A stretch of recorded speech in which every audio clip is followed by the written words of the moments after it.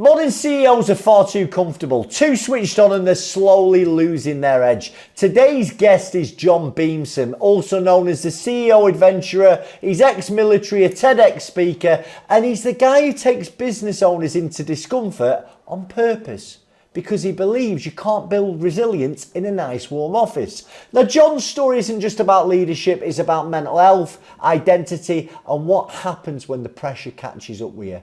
He's been into war zones, he's at rock bottom, and then he rebuilt his life by something that he calls rewilding himself. And now he helps CEOs do the same. We're going to talk about why comfort is quietly ruining decision making, what leaders learn about themselves when they're in the cold, they're tired, they're scared, and they're exposed, and how to build real resilience without the Instagram fluff. If you're a founder who's successful on paper but flat underneath, this episode is going to hit you hard. John, welcome to the Direct at First podcast, mate. Amazing. I really appreciate you coming down here. Brilliant. And it's a shame, really. I would say you're one of the best dressed guys I've seen. Off camera, we've got a beautiful Weekend Defender jacket with the Aqua Scoot and checkmate. Yeah, man after my own heart. Good stuff. Good gear. Right.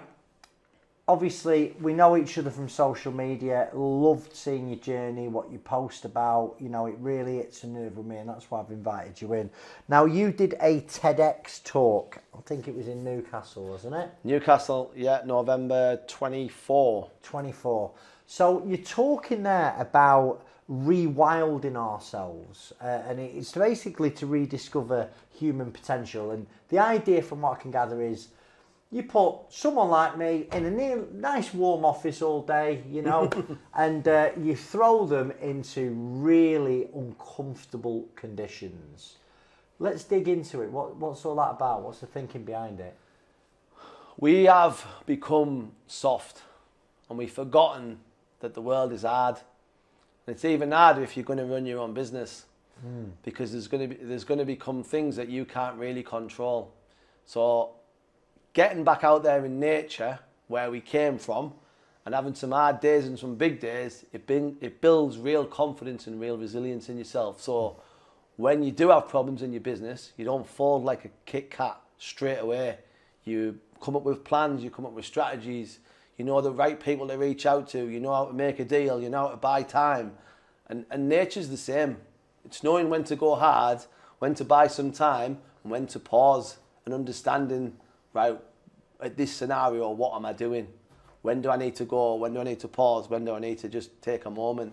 So that was the idea behind the business, and the TEDx at the time was it was incredible to stand on stage in front of 1,200 people and give that TED as well. Where did the gig come from? The TEDx gig? So the guy who runs TEDx Newcastle, TEDx Durham, and also TEDx Manchester is a chap called Herb Kim. And I'd spoken at one of his other gigs before, and because I was class, whether he needed a sub or he needed someone that dropped out or whatever the deal was, I got asked to do it, and I was like, put me in, coach. And I only had 3 weeks, I think, to bring it all together. But again, in the world that I'm in, 3 weeks is a long time. I do a lot of 3 weeks. So that was enough time for me to prepare and bring a TED Talk together. Because when an opportunity knocks, you've got to open the door. Yeah, man. Love it. I just come on, sort of, give us the story, John. You know, obviously, military background. You left the military. Yeah. You know, you've been very public about some of the challenges that you faced. When I left the forces, I just got a job, and I got a well-paid job. But there was a time where I thought, is this it? Are we dealing on this? Are we happy with 35, 40 grand? Good work-life balance. Are we happy with this forever, or have we got more in the tank? And I just thought, no, do you know what? I think I've got more, and I wouldn't want to get to retirement and elderly and think, we bottled it a bit there. We were frightened to commit. So I sort of started with another business first, more to do with like challenge events. I started it for Janice and John, which I just mean that's anybody off the street. But then actually, my style and my branding brought middle management, senior management, startup business owners. So all of a sudden I was sort of circulating with these sorts of type of people. And then from there it sort of grew, and then I landed my first business owner client, a guy called Mike Baxter, and he sort of just got in touch with me. We went and did Rosebery Topping, which is a local hill near me.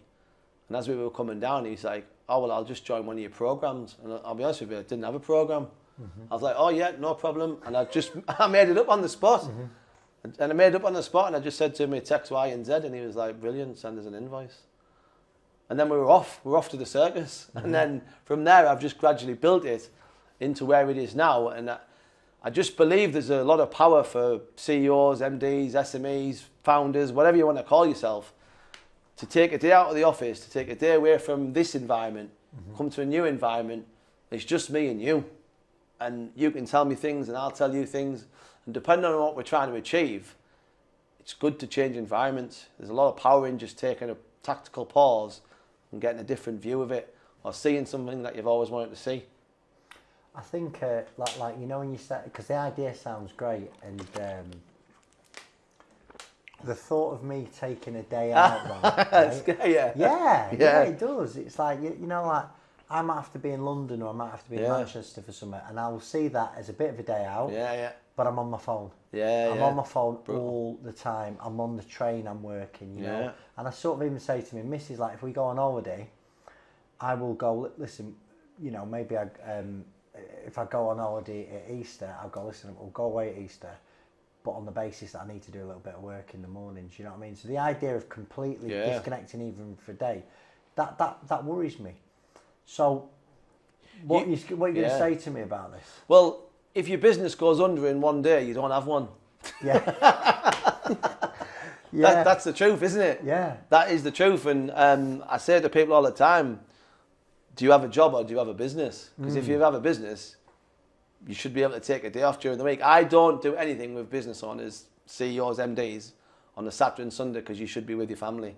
Or well, mate, I won't do anything at weekend. I might go and watch a football game. 100%. But I you know, you're right. Yeah, you've got to find the time, make the time. We've never missed anything that was in priority to us, and if you value your well-being, and I'm not on the fluffy side of well-being, I'm definitely on the other side of it, but it is important.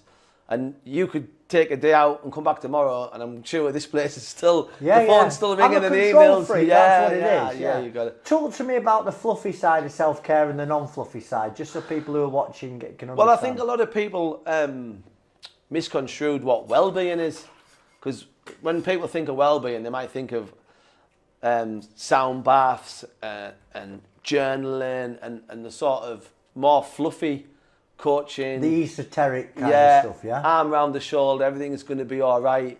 Well, I've got a different view on that, because it might not be all right. And, you know, when people say, I get this classic all the time, do you do corporate training? Do you do team training? And I was like, no, I do leader training, because I guarantee you it's not your team that's shit, it'll be you. Because that's where the problem will be. Because it's always starts at the top. And when people and when they come out of me, it's an honest day only, and it depends how you like your honesty. Because that's what you're going to get. I want someone to be honest with me, even if it means I never talk to them again. And that happens. And I had a great chat this week with a guy who wants to come on board with me, and I love this because he's done his due diligence on me. And he said, I've spoken to a few people, and some people like it and some people don't. And I said, great, because I'm a leader, not a fucking liker. Okay. Yeah. And we shouldn't be liked by everybody. If you're in a position of leadership, you're not there to be people's mate. You're there to do what needs to be done. And I said, and this is this whole people-pleasing thing. I was like, you shouldn't be a people-pleaser if you're at the top of the tree. You should be doing what's driving the business forward. I get it, like, but you know, I want to try and I think a positive impact. You can't have it with everybody, but you can like, because I've been that guy who's been a bastard. Spoke to people like shit, and as I've got older, that part of me is fucking really toned down, because I just think, you know, I've got to try and speak to everyone with respect. If they're not on the bus, you know what I mean, ask them to leave as quickly as you can. There's a way of being direct and not being a bastard. And that's what you need to You know, I think there's too many people who fluff about and don't say what they mean instead of just saying to people, this is what I expect and this is what I don't expect, and be direct and get your answers. But it's powerful. So I just look at it from a point of view of, and I'll speak as guys, especially male leaders, we need things in the diary that we're aiming for, challenges, things that we're training for, things that excite us. Used to say that. Yeah, you should always have something. You should in the diary. always have something in the diary, like it's coming, because otherwise, what are we training for? What are we getting up for? You know, and this is why some of my programs, the Lone Survivor, when people are doing challenges with me, they need another focus. You know, they need, that is coming, and if I don't train... Come on, tell us what Lone Survivor is, so everyone who's watching, yeah? I just did it last week with Stu, and he did fantastic, and Stu owns a tech business, and he's 60, I can't guess his exact age, but let's say he's mid-60s, and he's lost about 20 kilos, he's reversed his type 2 diabetes, and he's got a completely different mindset now from when I first met him. And last week he covered just under 40k completely on his own. No technology, no money, no fancy phone, no podcasts, just him and his map and compass across sort of Kirby Stephen, 9 Standard, Hawes, Tanhill, Bowes. These are all really like remote areas in the grim weather of January in this area. Wow. And like he's done that on his own. Because as a leader, sometimes you've got to pony up and you've got to do it on your own. And there isn't always a big cheerleading squad behind you telling you how great you are. Like sometimes you've got to go, I'm here and I need to get to there. And there's only going to be me that does it. And because of my military background, I'm very good at organising these sorts of events. And there's a guy called Danny, who's an ex-bootneck Royal Marine, and he does all my training for me. So he trains all the MDs and all the CEOs, and he instills his Royal Marine-ness on them. And he gets them to a high standard in regards to hill fitness, kit and equipment, mindset, decision-making, navigation skills. But what we do is we always metaphorically link it back to business. Because if you can't tell me at a gate to turn left or right, I guarantee you're shit in your business as well at making decisions. Because we don't just take it into one area of our life. You know, I said to someone last week, I bet you struggle choosing white or brown bread. Do you know what I mean? Because indecision is procrastination. Yeah, kills people, indecision ruins people. Make a decision, go forward with it. If it's wrong, I think accept it. What I see a lot as well, John, is especially in our game, is like someone will ring us. They're in distress. Yeah. They've got so many bits of information that they're because Yeah. we might be telling them one thing, Yeah. their accountant's telling them the other. Yeah. You've got Dave down the pub telling them the other. And then, God forbid, they put it all into ChatGPT, and ChatGPT just spits out some shit. Nonsense. So what's your sort of framework for making decisions? Does it make sense? Does it make sense? And so I always say to people, if you're going to do something, say it out loud, and then imagine telling a judge it. And if you said it out loud and it sounds stupid, then it's fucking stupid, isn't it? I quite like that. Yeah. Do you know what I mean? So when I talk about, so sometimes people will say to me, we're going to do a corporate Yorkshire Free Peaks. And I'll say, brilliant, who's running it for you? Also, my mate, Alan, who used to be in the army, I'll stop you there. What liability has he got? What insurance has he got? When was the risk assessment done? If anyone gets hurt, are they getting paid? I've not thought about this. You fucking should think about it, because it'll think about you 6 months down the line when you're getting legal letters because so-and-so who came on that challenge can't now come to work because he's not getting paid, and you organised the corporate day and you're the person at the top of the tree. And I just say, stand there and say to the judge, my mate Dave, who was in the army, was going to do it for us. And I said, and if it sounds stupid, it's fucking stupid. You said about...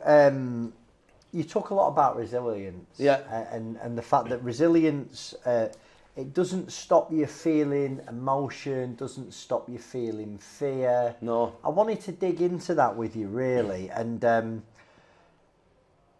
follow it up with a question. You said the resilience helps you deal with darker moments, right? So what do you mean about that? So we would say in the forces, you can dig a trench with a tear in your eye. So you can be sad and be resilient and still do the things that you need to do because you've learned, you've got that about you to go, this is really sad, but this still needs to happen. You know, you lads know here, HMRC don't care that your mum's died last week. They didn't care about you and your missus have separated. All they care about is when's that getting paid? And understanding your problems are your problems.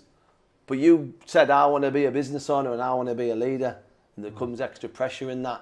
So you still have to turn up even when you don't want to. And you still have to make sure that you're doing what you said you were going to do, doing the work, sending out the emails, paying the invoices, getting paid, delivering your client stuff. If you don't, we'll see you in 6 months. You've got to forget how you're feeling, really, haven't you? Feel your feelings, 100%. But just know when you're resilient, you can be upset and still go for a 5K run.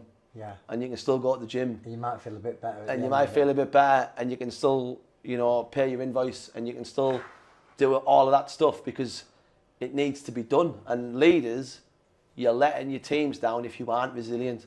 Because when's it 70 and sunny? Not all the time, is it? Sometimes there's fastballs every day, and you think, oh, if I get here, that'll be okay. The more money you make, different problems, isn't it? Yeah, different devils, different levels, different devils. Yeah. Like that's how it is. If you make £1 million, HMRC, brilliant. Now we want a bit more from you. Just you make more money, you make more problems, more staff, more money to pay, more your business is getting bigger. Doesn't mean what business gets bigger when the problems get smaller. No, yeah. I mean, you said something there like you become a business owner. Some people, they don't want to become a business owner, and they just fucking end up there, don't they? And it's like, what you're talking, these lessons are for those people as more than any, you know, because if you're in the hot seat, you've got to. Yeah. And who and where do you build resilience, and how do you build it? You can't build it sat in Costa having an espresso. It's not built in comfort. It's built in adversity. It's built in environments that make you go, fucking hell. Do any people come on your days in spirit? Happened yesterday. Go on. I posted on LinkedIn today. Go on. The lady spewed yesterday. And I say to people, hills are the most honest thing you'll ever do. Your clients will lie to you, staff will lie to you, I lie to you, you lie to yourself. But if you go up a hill at a pace and you're not feeling it, you'll be sick. But that's an honest look at where you are. And it happened yesterday, and Bev did a great video because I'm all about as well. Right, we've done that, now tell us about your business. Because that's finished now. Come on, let's have a pitch off you. You're a leader, lead. She knocked out a brilliant video about why the gaming industry need to come to her accountancy firm because she's an expert in gaming for her sector. And I was like, that's what it's all about. You were sick, you paused, you caught your breath, you knocked out a brilliant 60-second pitch. If I was in the gaming industry, you'd be my accountant because that's the sort of people I want to work with. Do you know what I mean? It's a powerful tool. But it's what it needs to be. I wanted to ask you a specific question around dark moments, and what was the dark moment that you faced personally that changed the way that you lead? I think like it happens to me every other week. So that's been the biggest one. I think personally, with what you guys do, I think if you don't take hold of this and take responsibility for it, I think that creates huge dark problems. And I know sort of last year when I didn't have a handle on my accountant and I naively said, oh, my accountant deals with all of that. That is a very naive attitude to have because it's you that signs and says everything. Common one, yeah. And you need to be, and that's when I said, I can't have this again. And that's when I said to myself, right, who do we need to bring in here? Bookkeeper and a new accountancy firm, clean slate, and take ownership of it and don't be afraid and don't be like, I hear it all the time and I'm sure you do. Well, my accountant said this. Like, yeah, but he's not on the hook, is he? Or she or whatever. So you've got to take a bit of responsibility. So like dark moments. I think a lot of people, when it comes to financials, they start to really panic. Yeah. So definitely like the back end of last year, when all of a sudden I had a decent size, for me, a decent sized tax bill, and I was like, oh well, where are we getting this from then? But I get it, people don't understand. They don't understand the options with that. I had someone ring me the other day who couldn't pay a tax bill, and in my world it was quite a low amount, you know. And, but to this guy, huge. It was fucking like life changing money. I says, mate, well, can you pay it over 3 years? This guy's never missed a tax bill. He says, I can do. He says, this has happened, that's happened in my business. I said, right, you go to the revenue, you tell them, this is what I can pay you, this is what has happened, this is the reason I'm not paying you on time. And they've accepted it. Of course you have. And he's like, Chris, I can't believe it. It's like you've given him the golden, you know, the golden chalice. So there's that one, but then I talk about it. I found out that my dad passed away whilst I was in the middle of a client day, but it was a really spicy client day. Now I don't know. What does spicy client day mean? Like Vindaloo, like one wrong move here, and we don't worry about Christmas. Like, do you know what I mean? So I never answer my phone when I'm out with clients, but on this occasion, it came up on my phone, Mother. I just happened to take a picture of the client doing something tasty, and it came up, Mother, and I thought, I'll just say I'm out. But as I did that, she went, your dad's dead, and I was like, wow. But where I was, and who I was with, and what we were doing, I was like, oh, wow. And I had to like go, right, there's nothing we can do at all about that news. We need to keep it together. Otherwise, me and Chris will be on the obituary in the Northern Echo. And I was just like, right, one side. And then I carried on. But that was really hard, and that like hurt me for a long time, because not being able to mourn such powerful news and saying I'm going to have to suppress it is not a good look. Like it's took me a long time to get over that, not being allowed to be upset straight away about my dad passing away. So that was tough. But if I had got upset, the guy I'm with's going, I create another problem. So it's, again, you do not choose when bad news lands on the desk, but you can choose how you're going to deal with the bad news and what actions are you going to take. Like, hopefully no one will ever be in the situation I'll be in, which was like 600 metres up, hanging off a rock, clipped to somebody who was really, you know, starting to panic and worry. But I've done enough to go, right, I didn't keep the head in the game here, otherwise there'll be two more people on the slab. So that's probably the hardest time, because I couldn't like mourn my father for like 7-8 hours. And if I'd said to anybody, I'm going to tell you that your dad's passed away, but you're not allowed to cry for 8 hours, no one's choosing that gig. Like, and I had a great relationship with my father as well, so it wasn't like I didn't like him or he wasn't in my life. It was like, I've said it before, he was my David Goggins, he was my like guy, do you know what I mean? So that was hard to hold on to that. Well, some of the things I've seen you talk about is like when you come home from the forces and you started to struggle. Okay, what were the first signs that you know perhaps things weren't working as well as you wanted them to work? Well, when I first left the army, if you lose your identity as a, and I'm speaking as a man, I went from being a proud bombardier in the Royal Regiment of Artillery to working for fucking Manpower Agency. Now, I'm not saying there's anything wrong with that, but in my mind, I was like, we were here, now we're here. We've come down the run.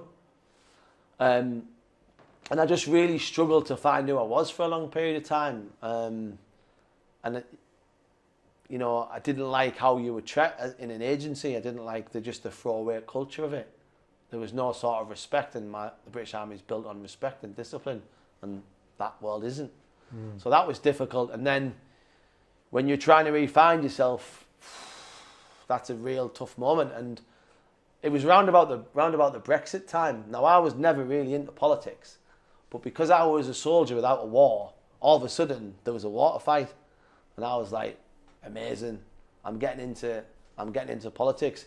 And because I love red and buses, I was like, right, red buses, I'm in. So I joined like the Leave campaign at the time, not because I was just like, I like the message, Union Jack flags. I used to have one on my arm. That's my team. So I'd sort of got into the political side of it. And I always, like, I jokingly say, I'm the reason why Darlington voted leave, because I absolutely dedicated my life to it. So I just leafleted and knocked on doors because I didn't have anything else to do. So I was like, right, this is my new mission in life. Make sure Darlington votes leave, and I just hammered it. And then what happened was, it came, it went, and the day we voted out, I was like, right, I wonder what war I can fight now. And that was it for me, it was over. But that's what happens sometimes when you lose your identity, you look for anything. And I think that's how some people get themselves involved in football violence or whatever it may be when they're trying to find themselves again. Whatever they think, oh, that looks good. They find themselves there. I think we get with directors a lot of the time where you will be, one day you're the business, you are the owner of the business, you go for an insolvency and you are no longer, you don't have that business in there. And a lot of their self-worth is tied up in that business. And it's like, and obviously that's something I went through that sort of got me into this industry. I had to put a business through an insolvency process. And overnight I'm thinking, flipping out. You know what I mean? Everyone's looking at me, everyone's laughing at me, sort of thing. I failed, and it really made me question who I was, and you know, all that shit. You know, we've just been found out now, mate. You know, because the stuff I've read a lot of personal development, more than most. I wish it worked all the time, because the voice I've got in my head is not a nice voice most of the time. You know what I mean? It's like saying, you could have done that better, you know. Obsessed with sort of like, what do they think? What they fucking hell, what do I sound? You know, that imposter syndrome going on all the time. I always pull people on this because I don't know who first came up with that phrase, but we used to just say, I've been a bit shit. And then all of a sudden, some really clever person went, hey, I could make a course here and call it the imposter syndrome course. And I could sell it to some, you know, 6-7 figure business owners, because labels are like a big coat. We wear them and then they start to feel really good. And then we don't want to take them off. Instead of just saying, some days I'm at the races and other days I'm not. And some days I'm just a bit shit. And and who teaches us? Where is CEO school at? Where is MD school at? Like, you're on the job training, aren't you? And the people who rise up, and I think it's because they've gone and got a mentor or a coach, or they've read a lot of, you know, they've read a lot of personal development, or they're doing stuff, or they're open to learning. But I'm not a fan of these labels. There's people every day on LinkedIn telling me how rubbish they are. I'm like, yeah, never worked with you because you've just told me that you're garbage. Like, be confident in your language.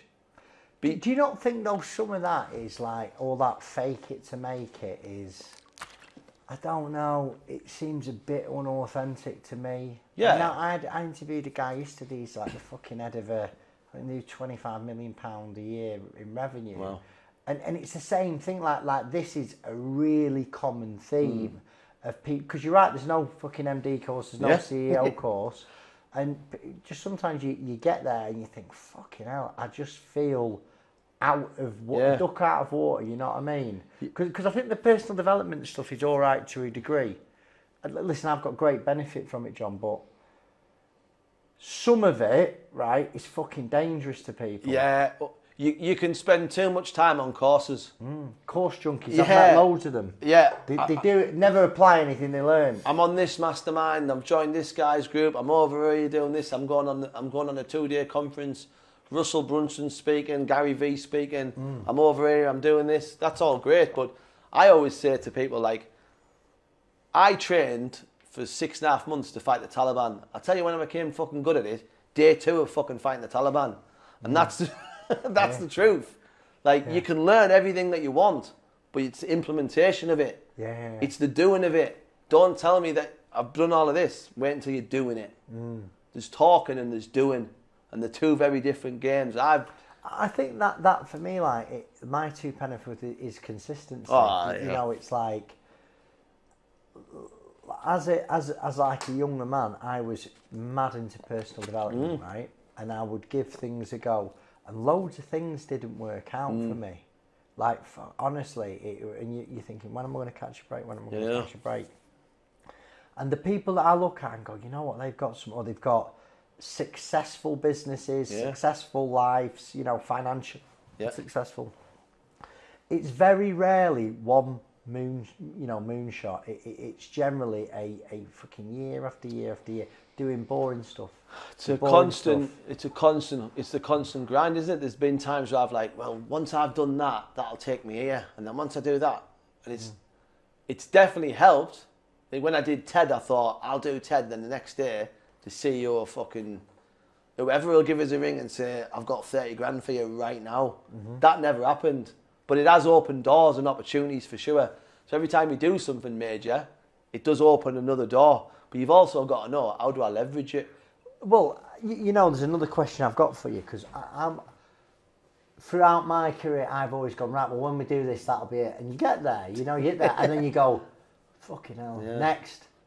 Never, ever any time to sort of savour what's gone on. It's Next like syndrome. That's the journey of the entrepreneur. So, Yeah. and I've sort of come to the conclusion at 43 that it not that it doesn't matter, but there's no happiness in that stuff. No. Like that there's there can't be, because why do multimillionaires kill themselves? Yeah. Do you know what I mean? So what's your take on sort of it being an inside job? I think we've just got to do what we want to do. And if you want to do a challenge or you want to take something on, then do it. But just have that conversation with yourself and say, once we do this, what's the expectation and what's the reality of it? You know, you hear it, I hear it. Just got to get to £1 million. Then what? Then what? Just got to get to 2, 5, 10. You just chase because you're not happy. How are these CEOs that you deal with that are sort of going for those big numbers? How do you ever meet any that are not stressed, that are quite level and really enjoying the ride at those levels? No, everyone's got something going on. Everyone has got something going on. And as well, I would say to people, I don't know where it came from, but before you start calling yourself a CEO, make sure you fucking are one. Well, I hate that term. I've never used it myself, but it's either founder or CEO. Because it carries big weight. And I've certainly met people and they've been one-man bands and I'm like, what the fuck are you the CEO of? Yeah. Your van. Like, but it's an expectation, innit? Because if you're saying, the CEO's coming, straight away I'm thinking, right. And then Dave turns up and he's working here and I'm like, we're not a CEO, mate, are you? Where's this come from? But it's a big title to carry around with you, and the expectation. You know, I've had the fortune, and I'm sure you have, of being around what I would class as proper CEOs. They carry themselves in a certain way, they talk in a certain way, they're decisive in their actions, and then I meet people who call themselves it, and I think, don't end up in a room with some of the people who I know, mate, because you would be found out really, really quickly. So I always say to people, no, don't call yourself that. One of the things that I saw you post, which I quite like, it was about stagnation looking a lot like success. Yeah. And it was talking about sort of busy. Listen, I can have a day where I am fucking round the bend busy, and I go home and go, I have not done anything today. Done a thing. What did you mean when you said that? Well, some people want to talk about, I've had a mental day today. And for me, unless I'm closing a sale, I've done nothing. Because I can tidy up my office and I can get all my emails into place and I can do this and I can do that. But what £1,000, £100 and £10 tasks, and knowing which one do I do here and which one am I outsourcing, and how many people go on meetings knowing what the fuck am I going this meeting for? Why am I travelling an hour and a half to a meeting? What's the purpose? Is it like, I'll say to people now, what's the agenda of this meeting? I just want to have a chat. We'll have it on Zoom then. I'd love to meet you. Yeah, great story. But we'll have it on Zoom. Because if it goes anywhere, then we will meet each other. But my time's important. And I'm not just coming along for chitty chats. Because if you allow people to burn your ears off, guess what they'll fucking do? They'll burn your ears off. And I would always say to people as well, I always position the fee straight away. Position the fee. Because then you'll know whether people are serious. Are you serious or not?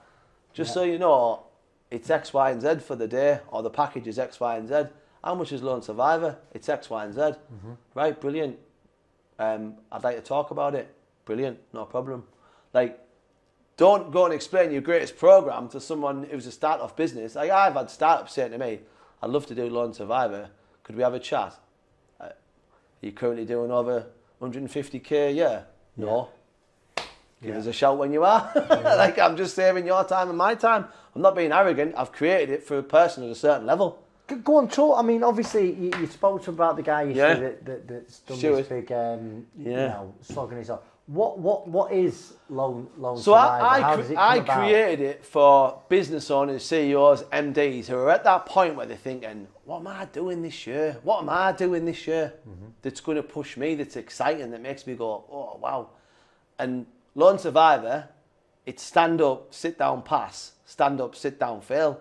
Because that's business and life. There isn't no middle ground. It's pass off. My world is pass or fail. So pass or fail is on the table. And I'll say to people, when was the last time pass or fail was on the table? Really on the table.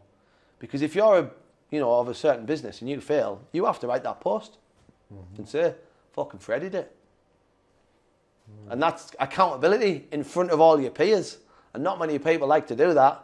Apparently there's loads of power in failure.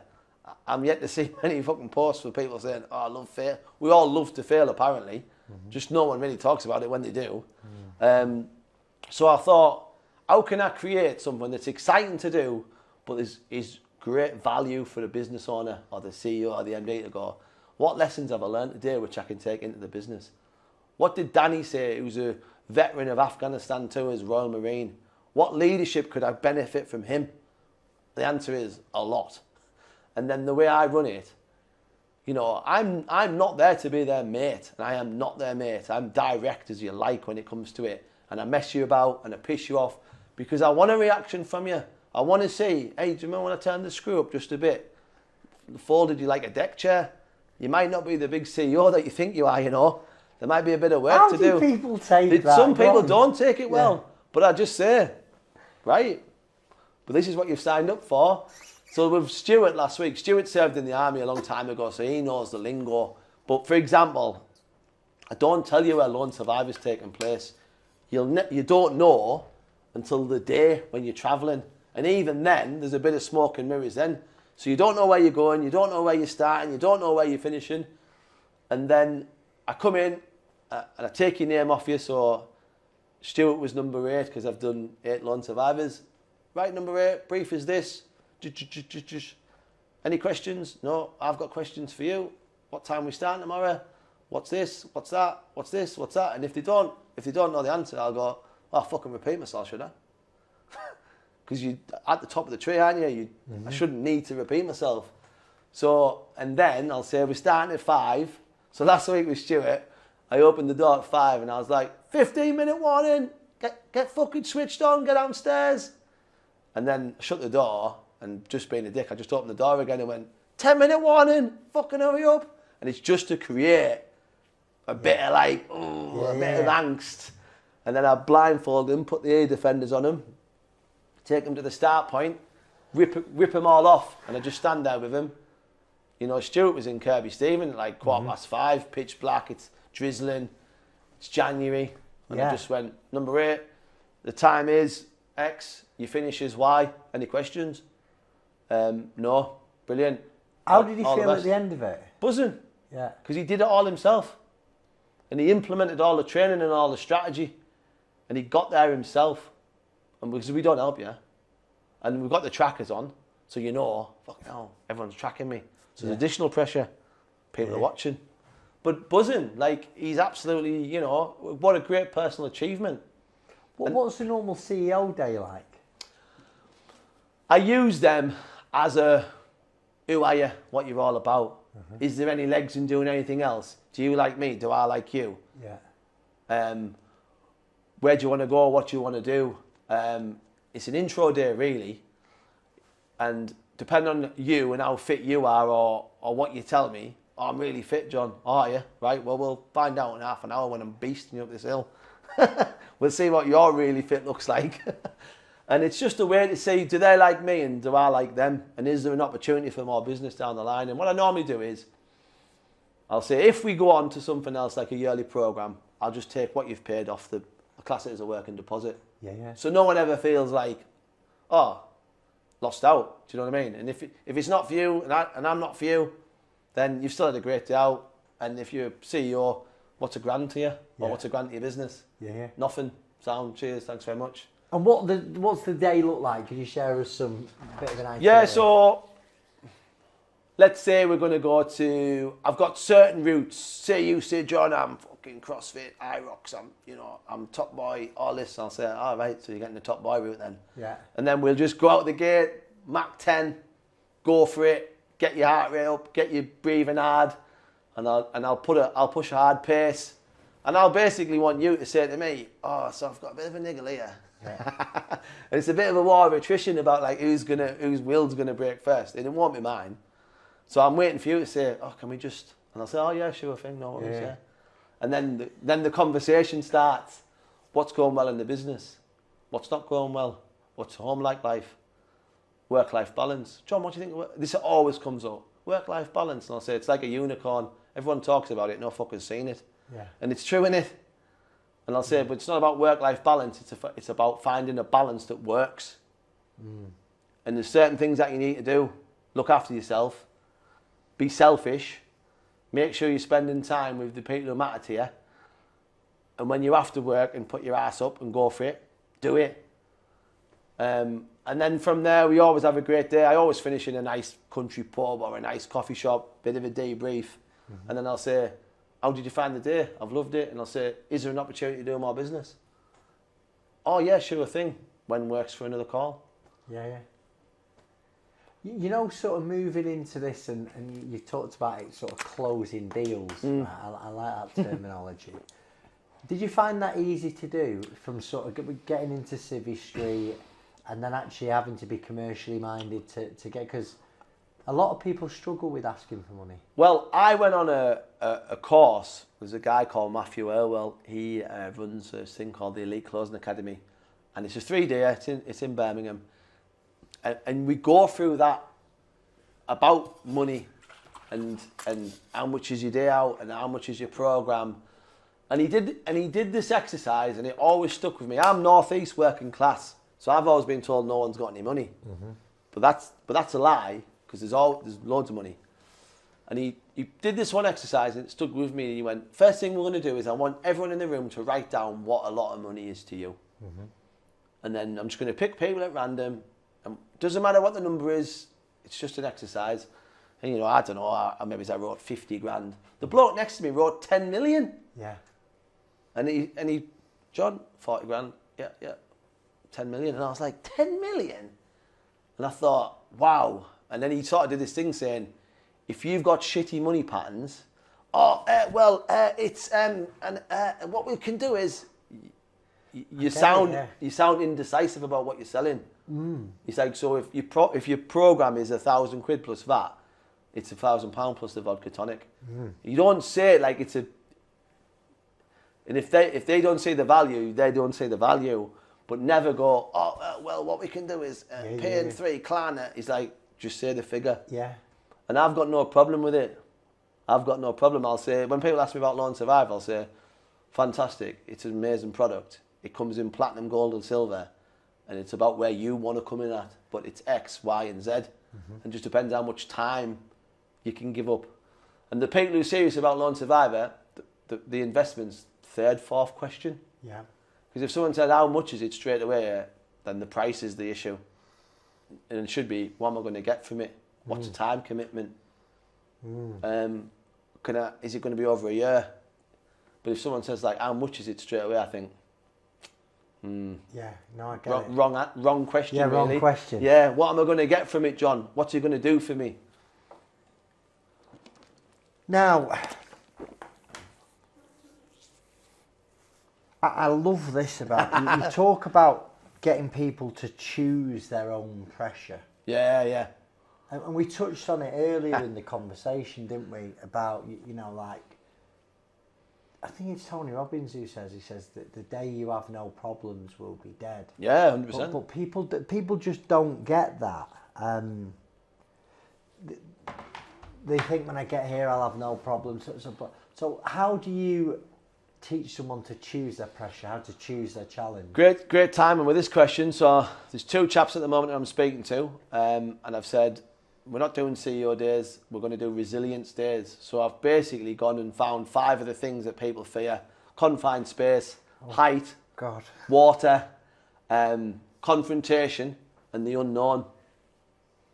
And I said to them in the proposal, pick the things that you fear the most. If you want the outcome, it's no good doing something that doesn't bother you. You've got to do the thing that really bothers you.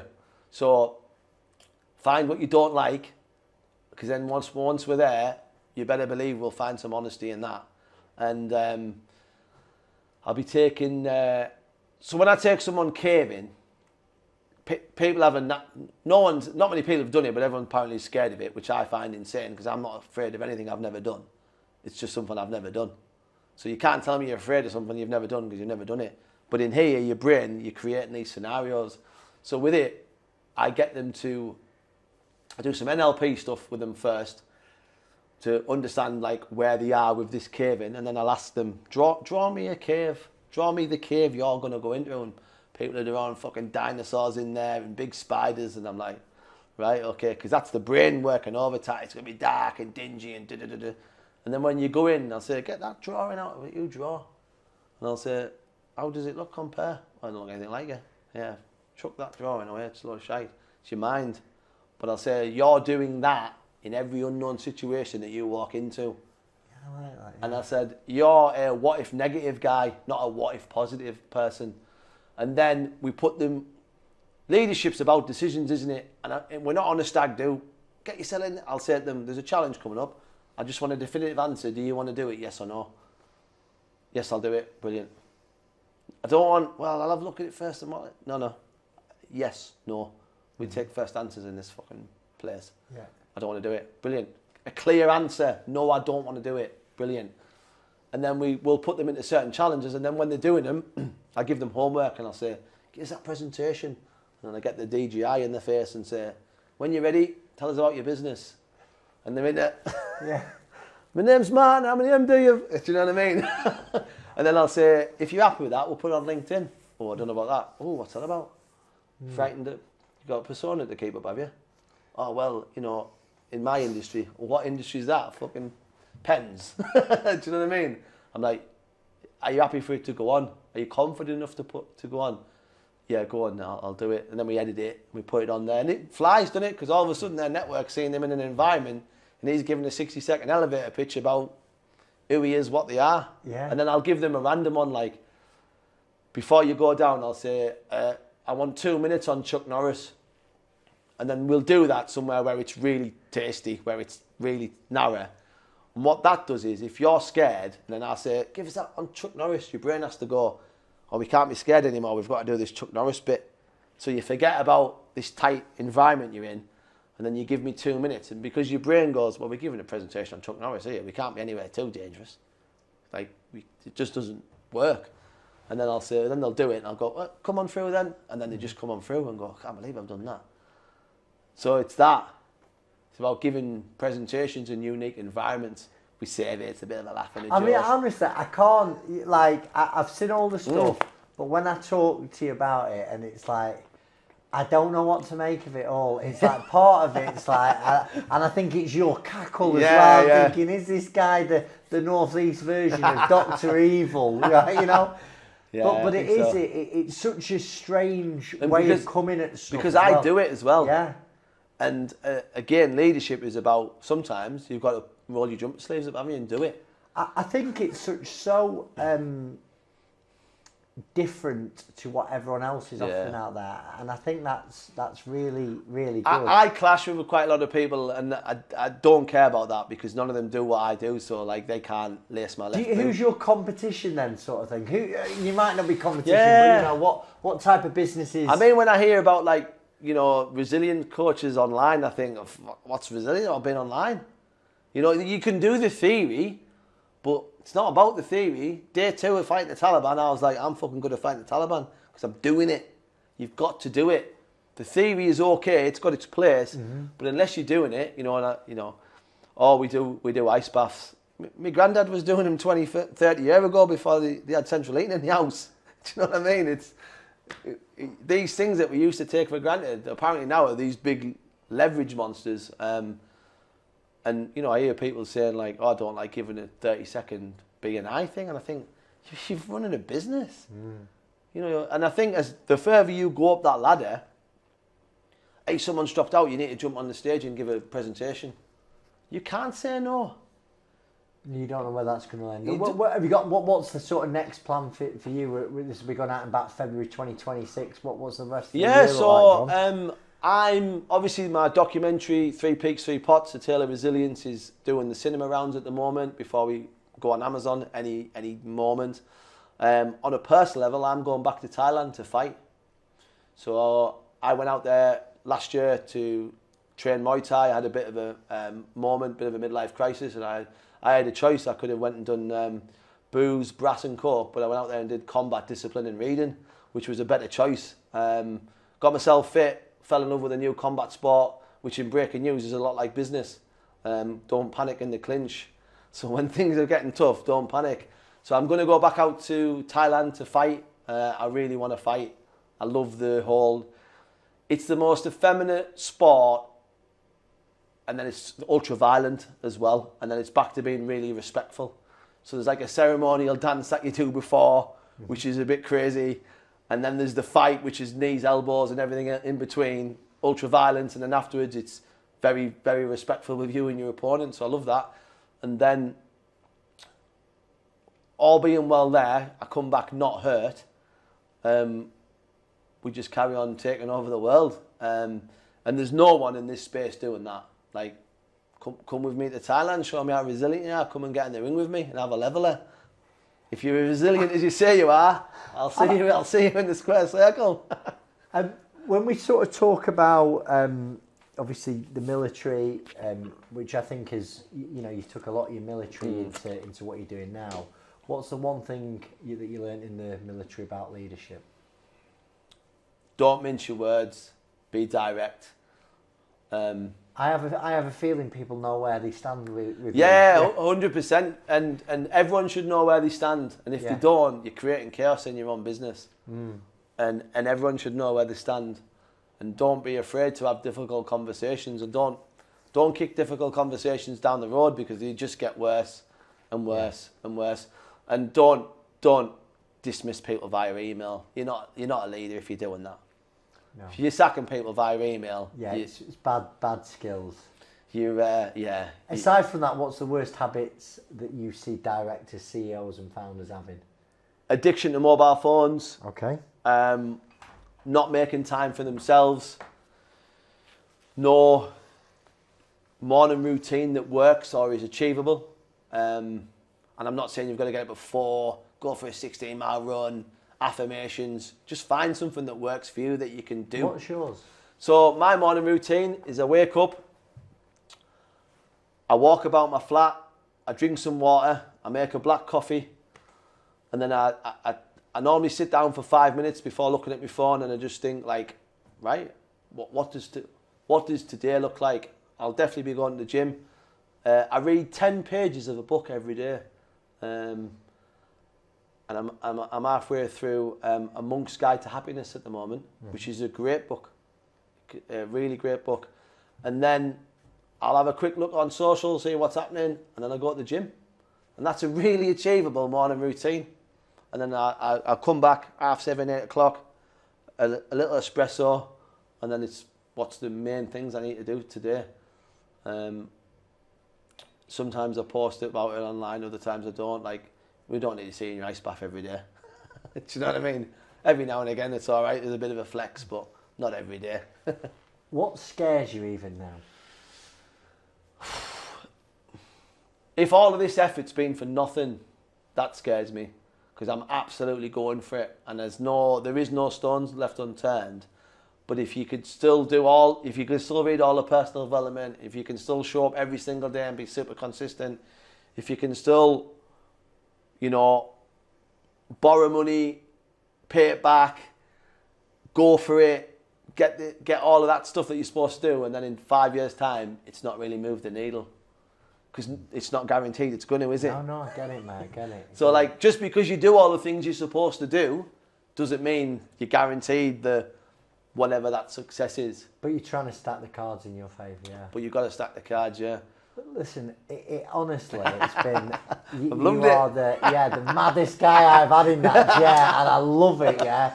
I really do. That this is the most unscripted, authentic Class. chat, and I really appreciate it. It's been brilliant. If people want to find out more about John Beamson, where did he go? Give us the rundown. So if you're brave enough, my phone number's on LinkedIn, just phone me and we'll go from there. Go old school with it. My website, www.ceoadventure.com. All the YouTube stuff's on there. The documentary's on there. If you need to do a bit of homework on me, just Google my name. I'm fucking Blockbuster. You'll find out all you need to know. Amazon Prime, you can find me on there pretty soon. And just know this, if you're going to start working with me, you're going to have some tough days and some big answers coming your way. But you know that already, and that's why you're ringing me. John, you've been a fucking pleasure, mate. Thanks very much, really, boys. really good. Thank you. I love it. Yeah.